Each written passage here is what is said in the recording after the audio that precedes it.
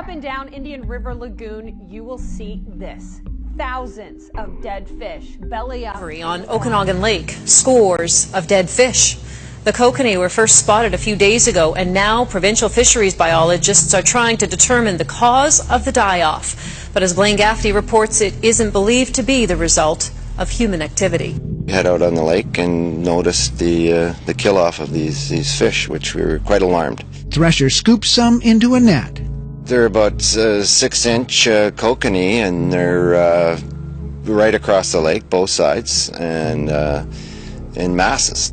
Thresher says the discovery was worrisome. Being startled, and of course you immediately think that the lake's been poisoned or something, but then we realized that it was just this particular species of fish. They look fine.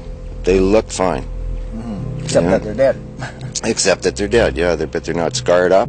Provincial fisheries biologists haven't pinpointed the cause of the kokanee kill. Okay, Donnie, in a related story here tonight, a second fish kill of the year by mid-July now has a riverkeeper quite concerned tonight. This all started last week, and you can still see the hundreds of dead fish. We've seen a really interesting diversity of species. But he says the number could reach as high as 1 million. It worries me, when we see the fish kills becoming more severe. Tonight, a horrific discovery in this creek. Dozens and dozens of dead birds found along the banks. Heather, neighbors have no idea what's going on. They're trying to get to the bottom of this right now. Nancy Shinavir has lived along the creek for 11 years, some of her neighbors 2 decades longer. And no one remembers seeing birds dying in such large numbers.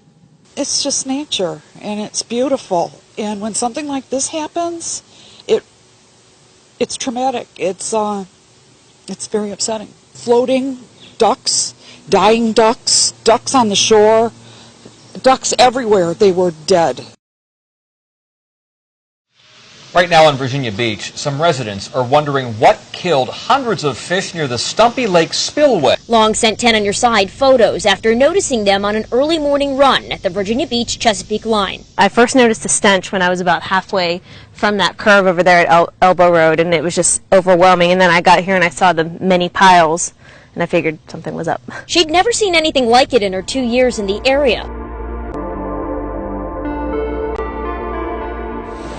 Biologist Don Kramer is searching this small Dallas Road beach for dead seabirds, and it only takes moments to find them. So there's one there. Oh, and I see there's another one on the beach down there.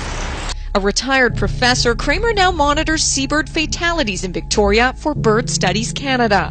So this is the species that people have been saying has been turning up dead quite often. And at least 20 have been found dead on Victoria beaches in the past week. That would be extremely unusual to find that number of dead birds. And as Kramer combs the beach here, the number climbs even higher.